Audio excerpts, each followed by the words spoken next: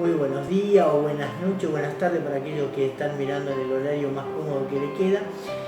Queremos grabar un video en la cual yo voy a narrar la historia de Camino de Esperanza.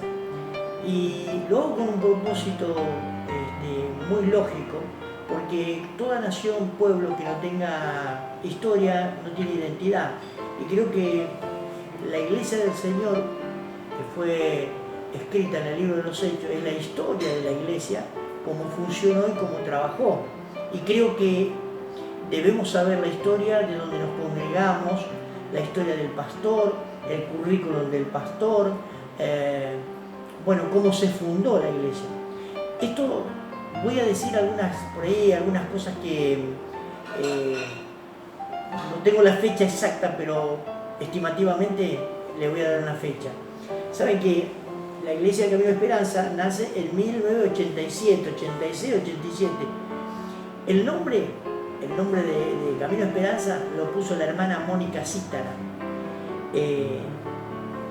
Lo primero que hicimos en esos años fue sacar el fichero de culto que pide el Estado. Y después fuimos congregándonos, no somos ayos. Ayos quiere decir que aquellos pastores sustitutos que van y dividen, no dividimos ninguna iglesia. Yo nací en la iglesia Camino de Esperanza nació en cierta medida de la iglesia de Nazareno.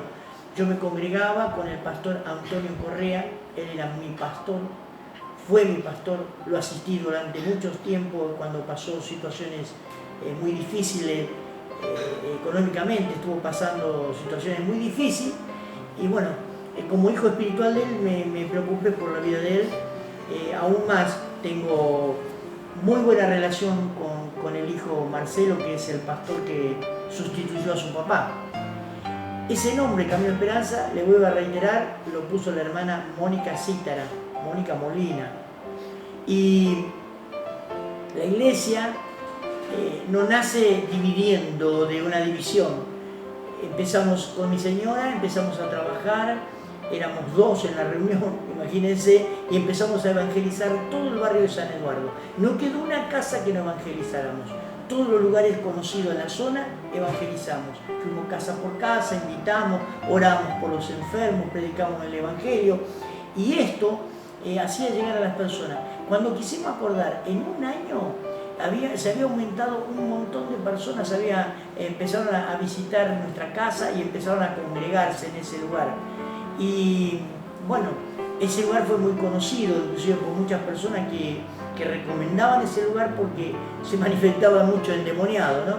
Pero no era el caso que quiero contar ni decir, simplemente que Camino de Esperanza tiene un nacimiento genuino, no viene de divisiones. Y quiero contar mi historia un poco. Yo trabajaba en una empresa textil y cuando venía muy cansado, me veían los hermanos en las reuniones muy cansados de trabajar toda la semana porque teníamos reuniones en diferentes lugares. Un día un grupo que era un pequeño ministerio que se había formado, me invitaron a decidir sobre algo que me preocupaba a mí. Yo iba muy cansado, mis compañeros de trabajo me decían si yo no dormía la noche porque me lavaba muchas veces la cara. Y yo le decía a Dios, Señor, algo tenés que hacer porque yo no puedo solucionar este tema. O si no, voy a dejar de trabajar en la obra porque vengo muy cansado, no me rinde el cuerpo.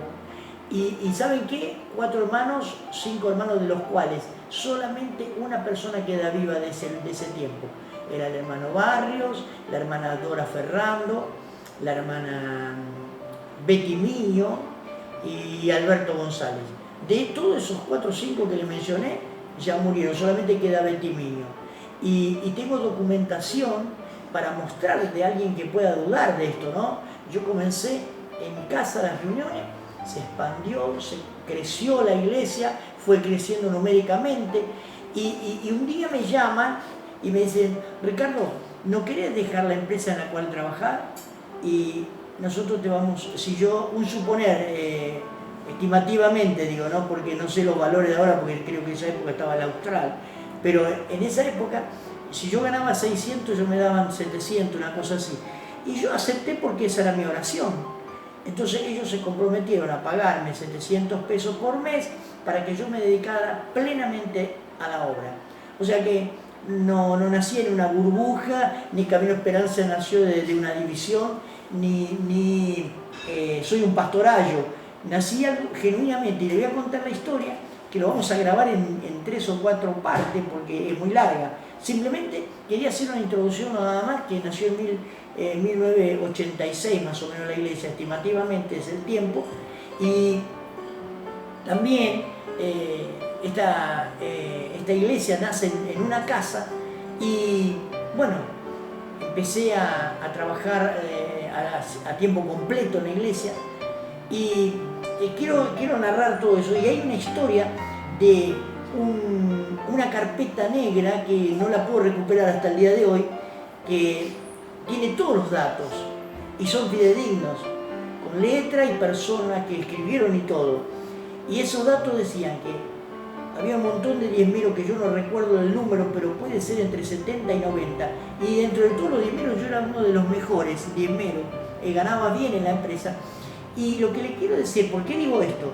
Porque no anduve buscando yo un lugar en la iglesia para que me paguen como hacen hoy día. Simplemente que esto nace de algo muy genuino y también a causa de todo esto, por ahí algunos se sienten afectados, pero yo lo digo y lo hablo con toda naturalidad y con toda sinceridad. Hace poco una persona me dijo, sí, pero ahora vos no estás más en Camino de Esperanza, y Camino de Esperanza vos te pagó todas las prótesis en la cual te operaste. Bueno, y me sentí mal porque creo que una empresa me iba a pagar igual si yo me operaba de lo que me opere. Si yo estaba trabajando en una empresa me iban a pagar la obra social, me iba a cubrir todo, y me parece lo más lógico que Camino Esperanza me tenga que cubrir toda la obra social que me otorgaba a mí. Entonces me parece tan ridículo decir esas cosas, pero bueno, esa es mi defensa, como dice el apóstol Pablo. Entonces nunca anduve mendigando a nadie, nunca toqué dinero ajeno. Aún más, hay una carta que he metido en las redes sociales para dar razón de muchas cosas que la gente no sabe. Hay algunos que no le interesa saber, pero al que no le interesa saber está bien, pero creo que aquel que le interesa saber, ama la obra de Dios, va a escuchar todo esto. Además, aquí voy a ir terminando, porque vamos a seguir después, pero quiero decirle que usted puede abrir en las redes sociales y en mi Facebook, en YouTube, puede mirar mensajes que voy a ir descargando toda la semana para que usted pueda mirar, y toda la semana usted puede mirar un mensaje y bueno, no me tiene en un templo, pero me va a tener en las redes sociales. Bueno, hermano querido, Dios le bendiga mucho y lo espero. Y también le voy a pedir un favor, que comente, que pueda transmitir este mensaje para que muchos puedan verlo. 2 o 3 veces por semana va a haber un mensaje grabado por YouTube de unos 10 minutos más o menos, en la cual usted sin necesidad de ir al templo me puede ver y puede escuchar la palabra del Señor, la palabra de Dios. Así que bueno, de aquí en más queda invitado a que semanalmente usted me pueda ver y bueno, podamos tener una relación, aunque virtual por ahora, pero después puede ser cara a cara. Dios le bendiga.